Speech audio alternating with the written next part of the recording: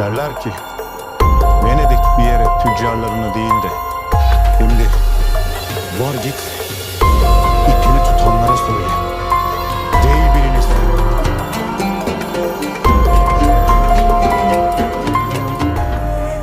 बिस्मिल्लाहिर्रहमानिर्रहीम। अस्सलामुअलैकुम नाज़रीन।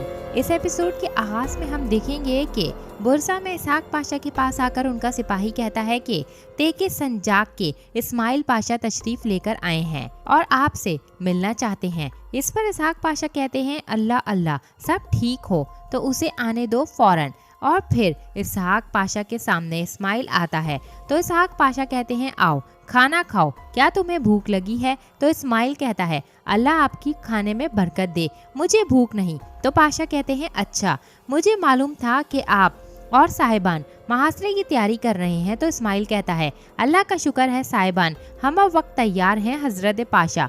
तो पाशा कहते हैं फिर अगर ऐसा है तो आप यहाँ पर क्यों हैं? तो इस्माइल कहता है आप जानते हैं पाशा कि मैं बरसों से तेके संजाक का अमीर हूँ। आपने आज तक ना देखा और ना सुना कि मैंने हुक्म पर जिरा की हो। तो इसहाक पाशा कहते हैं कि अगर हमने कुछ और ऐसा सुना होता तो अब तक तुम्हारा सर तुम्हारे जिस्म पर सलामत कैसे होता? तो इस्माइल कहता है लेकिन इस बार ये सिर्फ मैं नहीं हूँ, दर हकीकत कुछ मजीद कमानदार भी मुझसे मुत्तफिक हैं। तो आगा कहते हैं इसे मजीद बातों में मत उलझाओ, जो कुछ कहना है साफ साफ कहो। तो इस्माइल कहता है ये शहर मलून है, जानता हूँ कि शिकस्त हम खाएंगे और शिकस्त खाकर लौटेंगे। ये सुनकर इसहाक पाशा उठ खड़े होते हैं और गुस्से में उससे सवाल करते हैं क्या तुम जानते हो क्या कह रहे हो इस्माइल, ये कैसी बेबाकी है? तो इस्माइल कहता है आपने मुझे साफ साफ बात करने को नहीं कहा था पाशा, मैं महज सिर्फ बात कर रहा हूँ। कुस्तुन दुनिया के चारों तरफ मुहासरे हैं, लेकिन नतीजा क्या है? ये खौफ दिलों से कभी नहीं मिट सकता। इस पर इसहाक पाशा कहते हैं इन हालात में ये बहुत मुश्किल है, सुल्तान का हाल और हालात क्या होंगे क्या तुम नहीं जानते इस्माइल? तो इस्माइल कहता है कि हमें मशवरे की ज़रूरत है, बल्कि मशावरत करनी चाहिए। हम एक मशावरत करना चाहते हैं, इसके बगैर संजाक के कोई भी सिपाही मुझ समेत कभी भी मुहासरे में शामिल नहीं होंगे। ये सुनकर इसहाक पाशा कहते हैं मशावरत? हाँ मशावरत, फौरन संजाक वापस जाओ और फैसला जारी होने तक इंतजार करो। इस पर इस्माइल कहता है हम इंतजार करेंगे पाशा, और ये कहकर वो वहाँ से चला जाता है। इस्माइल के जाने के बाद इसहाक पाशा अपने सिपाही को कहते हैं कि फौरी तौर से पाए तख्त में कासिद भेजें, सुल्तान से कहें कि संजाक साहिबान मुहासरे से पहले मशावरत चाहते हैं। इस पर सिपाही कहता है जो आपका हुक्म। दूसरी जानिब कुस्तुन दुनिया में सुल्तान का जासूस एक दुकानदार से बैठा आपस में बातें कर रहा होता है कि हमें इन काफिर कैथोलिक को मजीद बर्दाश्त करने की ज़रूरत नहीं है। तो दुकानदार कहता है शहंशाह का क्या ख्याल है इस बारे में? तो कहता है मैं कहता हूँ कि अगर ज़रूरी हुआ तो हम शहंशाह को इस गलती से दूर करने का इख्तियार भी रखते हैं, हम सिर्फ सही वक्त का इंतज़ार करेंगे। इसी दौरान दो नाइट के सिपाही दुकान पर आते हैं और चीज़ें देखने लगते हैं, जिन्हें देखकर जासूस फौरी तौर से दुकानदार से कहता है कि जाओ और इन्हें अपनी दुकान से भगाओ। और दुकानदार फौरन इशारा मिलते ही सिपाहियों के पास जाकर कहता है तुम क्या चाहते हो?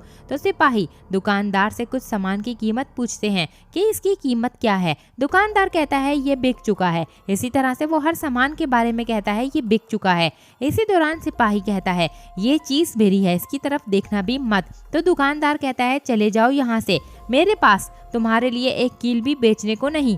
तो सिपाही कहते हैं हम तुम्हारे लिए लड़ने के लिए आए, हम तुम्हारे लिए अनाज से लदे जहाज तुम्हारी ज़रूरियात को पूरा करने के लिए आए, क्या ये इनाम है हमारे लिए? तो इस पर उस्मानी जासूस उठकर आता है और कहता है कि आपने शहर के आखिरी दौर में भी ऐसा ही कहा था। दूसरा सिपाही ये सुनकर कहता है तुम मदाखलत मत करो बीच में।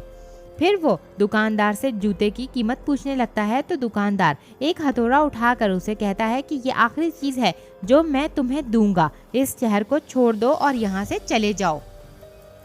दुकानदार को इस तरह से कहता देखकर वहाँ मौजूद सभी लोग कहने लगते हैं तुम जाओ यहाँ से, हम तुम्हें नहीं चाहते। ये आग मजीद भड़काते हुए उस्मानी जासूस कहता है क्या आप इन काफरों का मुकाबला नहीं करेंगे जो कमक और अनाज के बदले हमारा खून चाहते हैं? ये सुनकर बाजार में मौजूद लोग इकट्ठा हो जाते हैं और शोर करने लगते हैं कि हम तुम्हें यहाँ नहीं चाहते, मगर सिपाही उन्हें कहता है कि हम तुम्हें नुकसान पहुँचाने नहीं आए, तुम लोग मुंतशिर हो जाओ। इतने में चुस्तियानी वहाँ पर आता है और कहता है ये कैसी बदमस्की है। इसी दौरान एक शख्स आकर जुस्तियानी के सिपाही की गर्दन पर खंजर रख देता है। ये बिगड़ती सूरत हाल देखकर नाइट कहता है आप सभी लोग पुरसकून हो जाएं। अपने सामने नाइट को देखकर जासूस उसे कहता है कि हम तुम्हें यहाँ नहीं चाहते, तुम यहाँ से जा सकते हो। तो नाइट कहता है तुम्हें इस बारे में शहंशाह से बात करनी होगी, हमसे नहीं। लेकिन अगर मेरे किसी भी फौजी को नुकसान पहुंचा तो इसकी कीमत भारी होगी। तो उस्मानी जासूस जवाबन कहता है क्या आप हमें जान से मारने की धमकी दे रहे हैं? तो नाइट कहता है नहीं, मैं तुम्हें तुर्कों का सामना करने के लिए अकेला छोड़ने की धमकी देता हूँ। इन दीवारों के पीछे एशियाई हैं जो तुम लोगों को मारना चाहते हैं और वो तुर्क तुम्हारे बीवी और बच्चों को गुलाम बनाना चाहते हैं। कोई और नहीं है जो तुम्हारी मदद करे और फिर भी तुम बेवकूफ़ों की तरह हमें ही जान से मारने की धमकियां देते हो। तुम लोगों को हमसे दोस्ती करनी चाहिए। क्या तुम लोगों को अपने घर वालों की परवाह नहीं? क्या तुम अपने गिरजाघरों से भी मोहब्बत नहीं करते? तो उस्मानी जासूस कहता है लेकिन पॉप नीकू ने हमें बताया। इससे पहले कि वो कुछ और कहता तो नाइट कहता है पॉप नीकू की परवाह नहीं मुझे, उसने मुझे निकाल दिया है और यहाँ पर आने की नाकाबिले माफ़ी धमकी के बावजूद मैं यहाँ पर आया और मैं तुम्हारे लिए सब कुछ छोड़ आया। आखिर क्यों? तुम्हारे शहर और तुम्हारे गिरजाघरों की हिफाजत के लिए। अब कोई जवाब देने वाला है यहाँ पर? नाइट की ये बात सुनकर शहर में मौजूद कोई भी शख्स नाइट की बात का जवाब नहीं दे पाता। तो नाइट उस शख्स को कहता है मेरे फौजी की गर्दन से खंजर हटाओ और फिर वो अपने सिपाहियों को लेकर वहाँ से चला जाता है। दूसरी जानिब हम देखते हैं एद्रेना में सुल्तान दीवान में जागनुस पाशा से कहते हैं जागनुस पाशा कहा जाता है कि अगर वेनस ने अपने कासिदों को, अपने ताजरों को बचाए किसी और जगह भेजा है तो फिर समझ जाना चाहिए क़यामत बर्पा होने वाली है। तो जागनुस पाशा मिनोतो से मुखातिब होकर कहते हैं कि क्या ये सच है मिनोतो? तो मिनोतो कहता है कि अगर हमें कहीं कोई ज़रूरत हो तो हमारे कासिद यकीनन इसके पास जाते हैं। तो सुल्तान मिनोतो से पूछते हैं आप हमसे क्या चाहते हैं? तो मिनोतो कहता है सबसे पहले हमारे रहनुमा रेज़रो और फिर हमारी कश्तियों और जहाज़ों की कीमत जो आपने तबाह कर दी थी। इस पर सुल्तान कहते हैं अगर हम तुम्हें ये नहीं देते तो क्या होगा? तो मिनोतो कहता है आप एक अजीम जंग के दहाने पर मौजूद हैं। आप जो भी फैसला करेंगे वो इस बात का यकीन करेगा कि वेनस कौंसल क्या करेगी। तो सुल्तान कहते हैं तो तुम रेज़रो चाहते हो, ठीक है, हम तुम्हारी दरख्वास्त को मुस्तरद नहीं करते। इसी के साथ सुल्तान हुक्म देते हैं कि रेज़रो को ले आओ। इतने में 4 सिपाही संदूक लाकर मिनोतो के सामने रखते हैं और उसे खोलकर मिनोतो को रेज़रो का सर निकालकर दिखाते हैं, जिसे देखकर मिनोतो हक्का बक्का रह जाता है।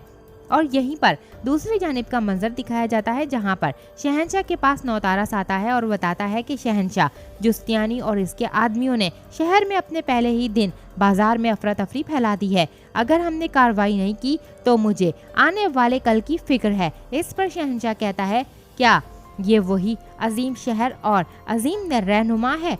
तो इस शहर में तवाज़ुन बरकरार रखना किसका काम है नौतारस? लिहाजा परेशान होने की ज़रूरत नहीं है, तुम्हें इनके साथ शामिल होना चाहिए। चूँकि तुम इन दिनों बहुत ज़्यादा ताकत के मालिक हो तो तुम्हें फिक्र करने की ज़रूरत नहीं बल्कि अमल करना चाहिए नौतारस। इस पर नौतारस कहता है आप ठीक कहते हैं शहंशाह, मगर आपको मालूम होना चाहिए कि मैं किसी कैथोलिक को शहर में आज़ादाना घूमने नहीं दूंगा। इस पर शहंशाह पूछता है तो वो अपनी ज़रूरियात को किस तरह से हल करेंगे? तो नौतारस कहता है मैं कुछ लोगों को ही इसकी इजाज़त दे सकता हूँ। तो शहंशाह कहता है यहाँ पर तुमने तमाम मसाइल हल कर दिए अजीम कमानदार। इस पर नौतारस कहता है मैंने कुछ लोगों को अनाज के मामलात भी सौंपे हैं। तो शहंशाह कहता है मैं तुम्हारा मशकूर हूँ। इसी के साथ नौतारस इजाज़त लेकर वहाँ से जाने लगता है। तो शहंशाह कहता है नौतारस तुम्हारी बेटी ऐना, अगर तुम इससे मुहासरे से खतरा मोल नहीं लेना चाहते तो अगर तुम चाहो तो उसे